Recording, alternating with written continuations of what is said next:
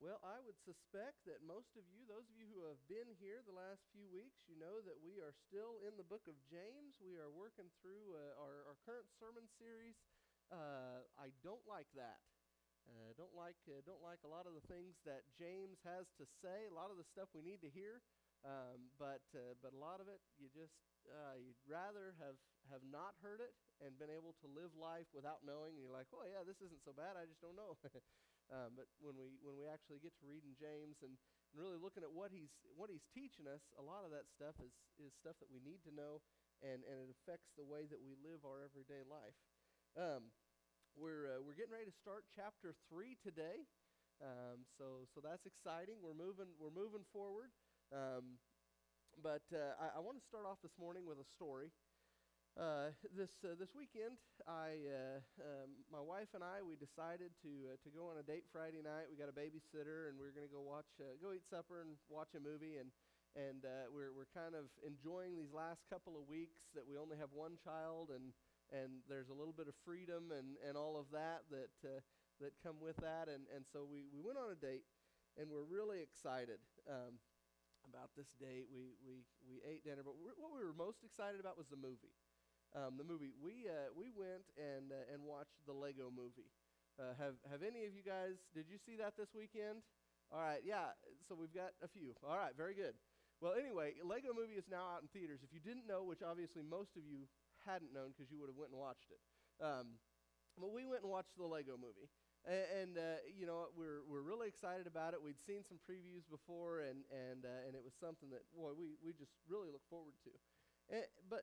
The deal was we were eating dinner, and dinner took a little bit longer than we wanted it to, and so by the time we got to the movie theater, they were already running the previews, so it was dark, and the previews were going. We found a couple of seats. It wasn't a problem. We sat down. We watched the movie. Really enjoyed it.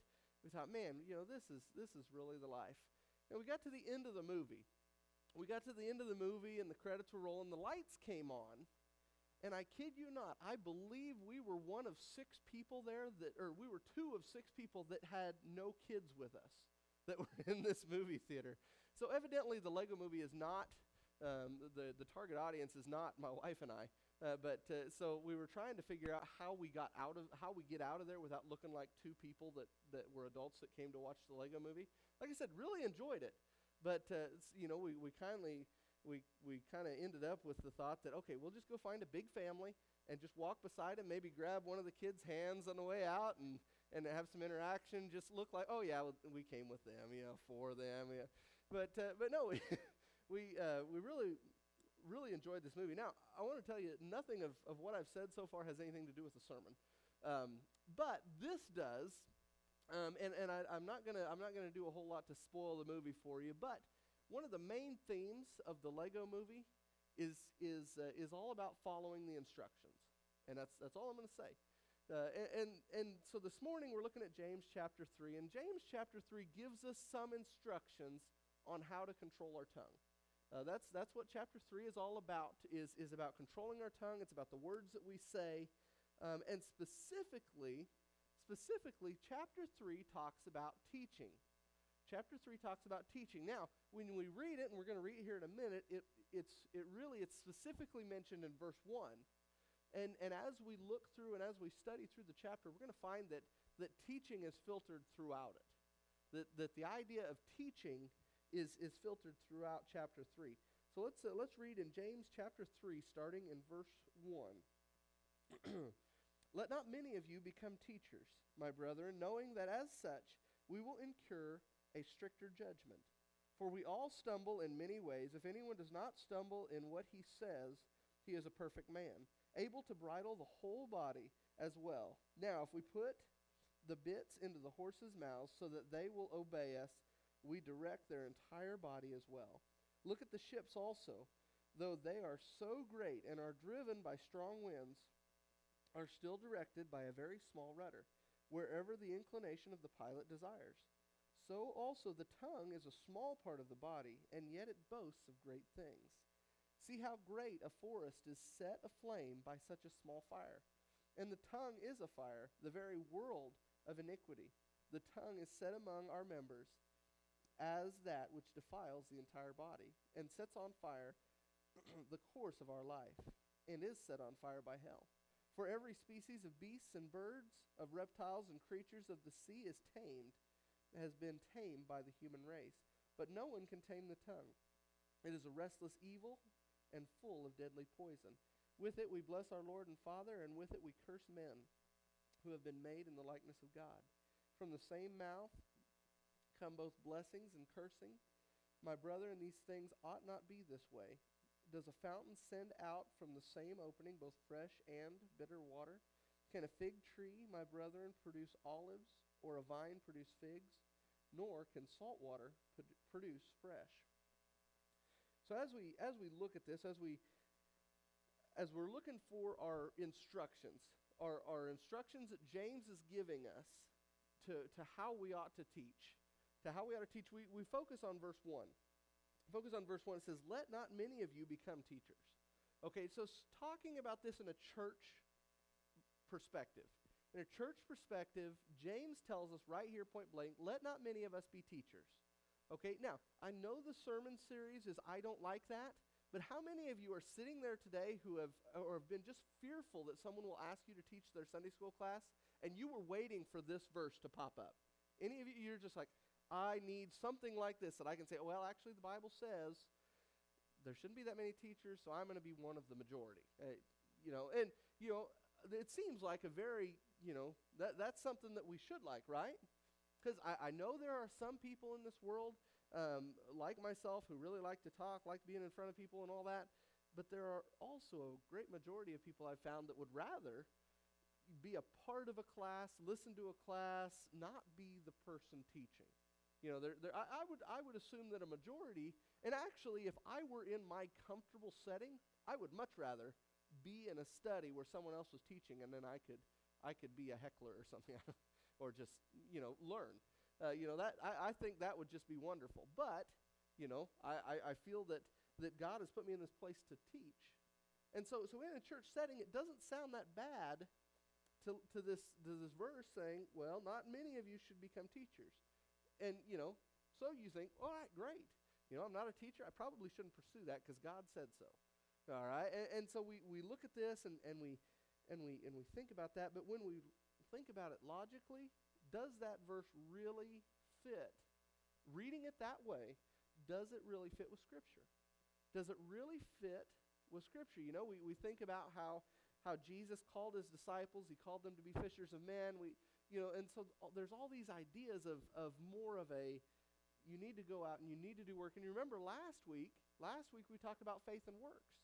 We talked about faith and works and how faith without works is dead or dying. And actually, it's the verse prior to verse 1. It's verse 26 in chapter 2. It says, for just as the body without the spirit is dead, so also faith without works is dead. And teaching is a work. Teaching is something that you and I, that we do to maintain our faith. Our faith is increased because of our willingness to act, because of our willingness to give our time to be a teacher.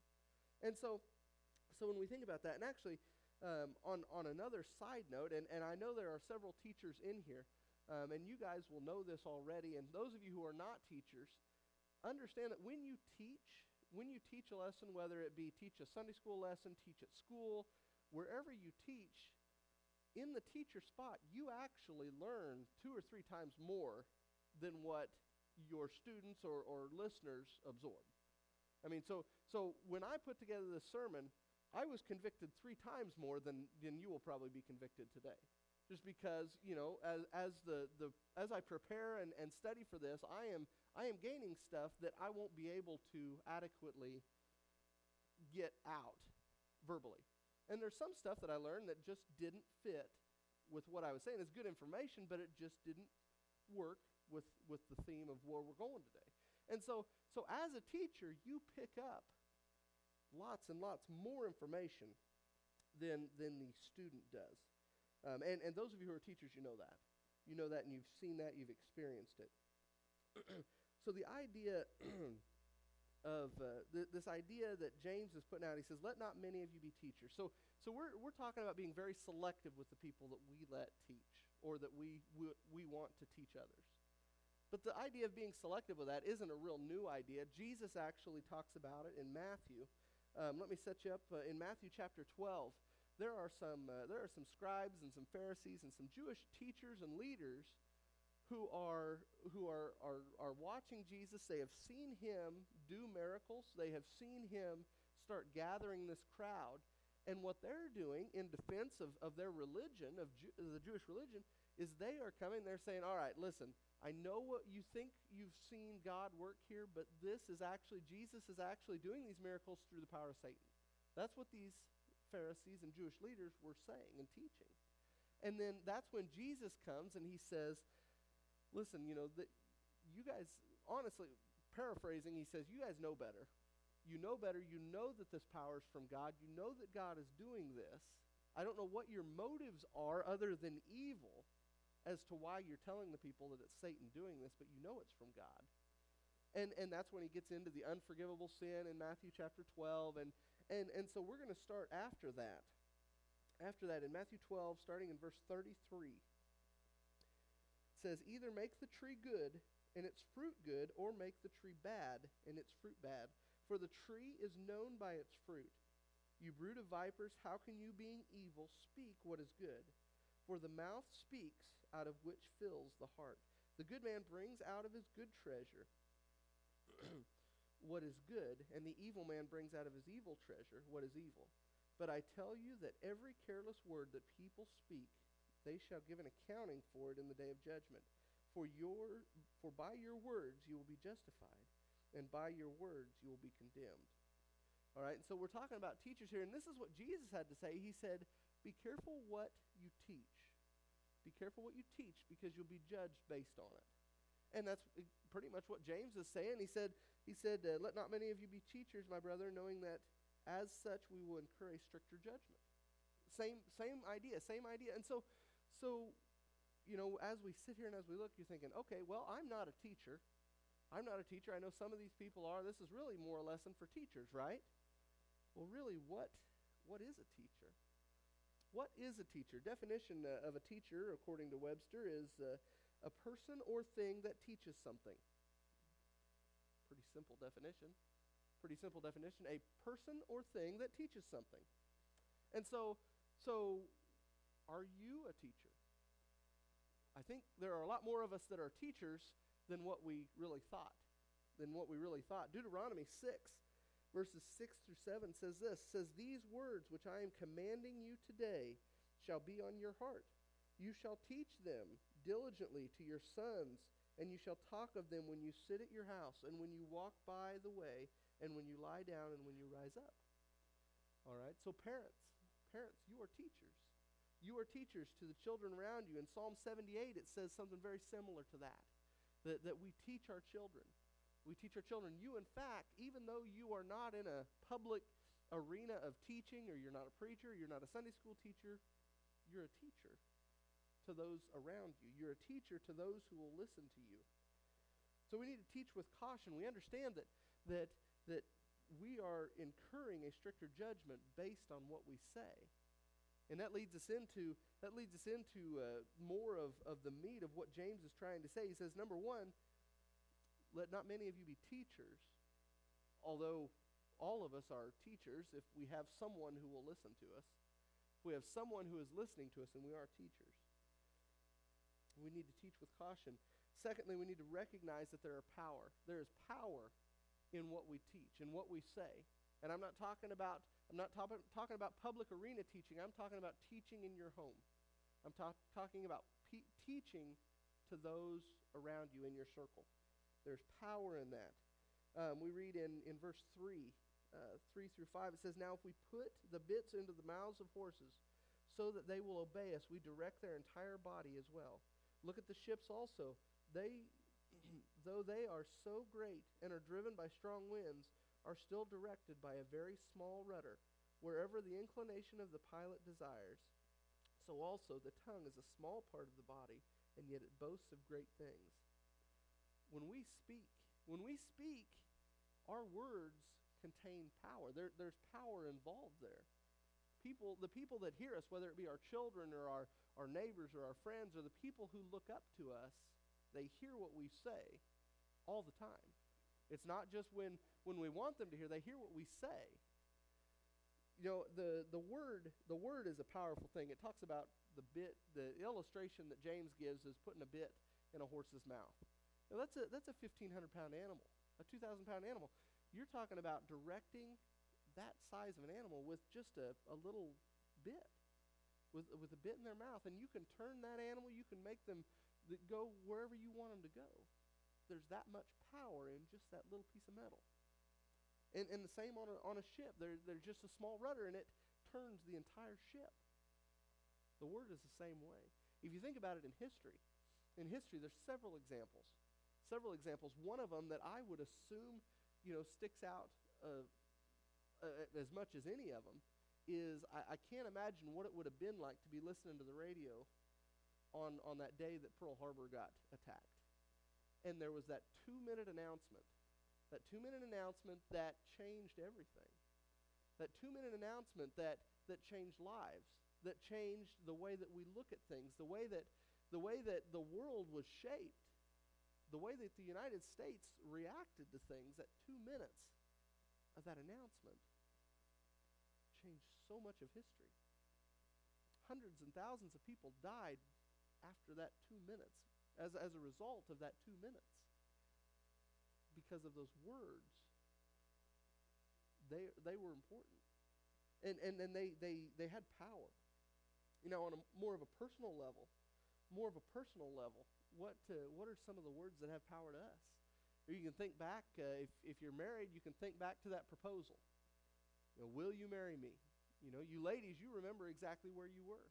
You remember exactly what that place looked like. You remember exactly what that looked like. Guys, you remember how much you were shaking. And you remember how nervous you were. And you remember that experience. Just those few words have such power with you and I. Or what about that time, those of you who have kids, that time when your wife first tells you that she's pregnant? Those words, you remember where you're at. There's power in that. There's power in that. What about on the negative side of things? The negative side of things. It looks like you have cancer. What kind of power do those words have? I want a divorce. Those are pretty powerful words. Pretty powerful words. And so when we understand the real power behind what we say, especially we talked about it a couple weeks ago. Talk about the power of words and how the people who are closest to us, the people who are closest to us, we have an access to them through words, that there are some things we can't say without permanently damaging their self-awareness, their self-image. And so we have power with what we say and the way we say things. There's power in that. Teaching is the same way. There's power in our words. There's power in what we say. So what do we need to do about that? We need to identify our source. That's our third instruction. We need to identify the source of where these words are coming from. Where these words are coming from. In James chapter 3, verse 6, it says, "And the tongue is a fire, the very world of iniquity. The tongue is set among our members as that which defiles the entire body, and sets on fire the course of our life, and is set on fire by hell. For every species of beasts and birds, of reptiles and creatures of the sea is tamed and has been tamed by the human race. But no one can tame the tongue. It is a restless evil and full of deadly poison." The thing about the source of our words and the source of what we say is, if we are not intentionally teaching truth, if we are not intentionally speaking truth, then the result is evil comes out. The result is, if we are not intentional about what we say, evil comes out. You may say, "Well, I've had a lot of talking that wasn't evil, but I wasn't really intentional about it." But that's not the case. When we really look at it, if we don't intentionally look at what we say and how we say it and how we talk to our children and how we talk to our family and all of this, if we're not intentionally loving them and speaking truth to them and all that, then it's evil. Then we're either wasting our breath with words that don't matter, which ultimately is evil because they're one step closer to hell, because that conversation could have been different. That conversation could have involved truth. That conversation could have involved Jesus Christ. And so we look at this, and we look at Matthew 28, the Great Commission. In verse 18 it says, "And Jesus came up and spoke to them, saying, All authority has been given to me in heaven and on earth. Go therefore and make disciples of all nations, baptizing them in the name of the Father, and the Son, and the Holy Spirit, teaching them to observe all that I commanded you. And lo, I am with you always, even to the end of the age." You know, we have an opportunity. We have an opportunity to teach those around us. We have an opportunity to teach our children. We have an opportunity to teach our siblings, even our parents. We have that opportunity to teach. There are people who look up to you, who listen to your every word. I have kind of a funny illustration on that. If you've seen many sitcoms, you know that every once in a while there's this image that there is a son who is desperately, and it's almost in every one. There's a son that is just desperately relying on their father's approval. And my wife and I, we had a really laughing moment on this a couple months ago. If you don't know, my brothers and I have kind of formed a partnership, and we're renting my dad's cattle. And so we're into the farm business now, so we can lose money with everyone else. But we're doing this, and so I was looking around, and I found on Craigslist, I found this trailer, and it was a dump trailer. I thought, you know what, this would be valuable.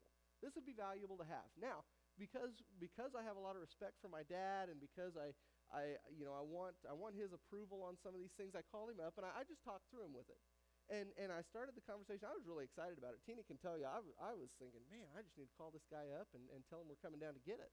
But I called Dad, and through the course of about 10 minutes, he let me know that wasn't something that he thought we needed. And so by the end of 10 minutes, I didn't think it was something that we needed. And my wife I'm sure she could see it on my face. And I was like, hey, I saw this trailer, and yeah, you think we need something like that? Nah. Probably not. It's amazing. It's amazing how our attitudes or our actions or the way we think changes based on the attitudes and the way people think who we truly respect. And you can think about that in your own life, whether it's your parents or your friend or your grandparents. If they say something, it sticks. There are specific people that each of us have that we look at and we learn from. And those people, they may not even know that they are the teacher for us. They may not even know that they're the teacher figure for our life. And so when you are thinking about your own life, you may not even know it, but somebody may be listening and hanging off of your every word and living their life based on what you're saying. And whether it's kids or neighbors or a coworker or whoever it is, they may be that. They may be doing that. And you may not even be aware of it. We have opportunities every day in our everyday conversation. When people hear what we say, we're teaching. We're teaching. And so we have this obligation, this opportunity to speak truth, to live truth. And so there's a couple things that we need to do with that. Number one, we need to be aware of what we're saying and how we're saying it. We need to be aware that, there's certain things that we just need to control about our speech, about the way that we talk about people, about all of that. There's just certain things that we need to control. And secondly, we need to start thinking intentionally about what we're actually, the meat of what we're saying. The meat of what we're saying. Are we teaching our kids that there is a God, that the world may not be right saying you do whatever you want? Are we teaching our kids that? Or are we saying, hey, you know what, whatever you think, we respect that and we'll live with it? How are we teaching our kids? What are we saying? How are we speaking? These words, it has power. And in the end, we're judged based on what we say. Not because of, we were in a Sunday school class and we taught and we're judged specifically on that. We're judged on what we say at home. We're judged on what we say at work. We're judged on what we speak when people are around. And we're teaching in that arena. I want to end with a quote that a passage I got out of one of the Bible commentaries that I was looking at this week. And this commentator says this. It says, man can and does do things that ought not so to be. He succeeds in being inconsistent because he is two-faced. The fountain is not too watered, the tree is not too fruited, but man can make himself two-faced. The tree was designed to bear fruit after its kind. Mankind was also intended to bear fruit in God's image. It would be far better to have been a tree with no will of one's own than to be a man who deliberately makes the wrong choices in life. So you and I, we know what's right. We know what's right. We have the truth. God gives us what we need to know. Are you and I, are we living in a way, are we speaking in a way that is producing fruit? Are we speaking to the people around us in a way that produces people that want to come and see his kingdom, people that want to be in his kingdom? And I'm not talking about going out and evangelizing. I'm talking about talking and speaking in your own home. Talking about speaking with those who are around you. What do our words look like? What do they sound like to the people that are around us? If we live life and we're not intentional, we just don't care. We don't care what people hear, and we really don't pay that much attention to it. But what I'm saying is, James is telling us this morning, he says, pay attention to what you say. Pay attention to what you say. Because it's what you say that those are the things that matter. Whether it's positive or negative, it's what we speak is what counts. Let's pray. God, we thank you for this opportunity that we have to study your word. We thank you for the way that you watch over us and that you give us the instruction as to how to live according to your will. We thank you for the book of James and how it stretches us and challenges us to new new areas, to new ways to live life. God, we thank you and we love you. It's in Jesus'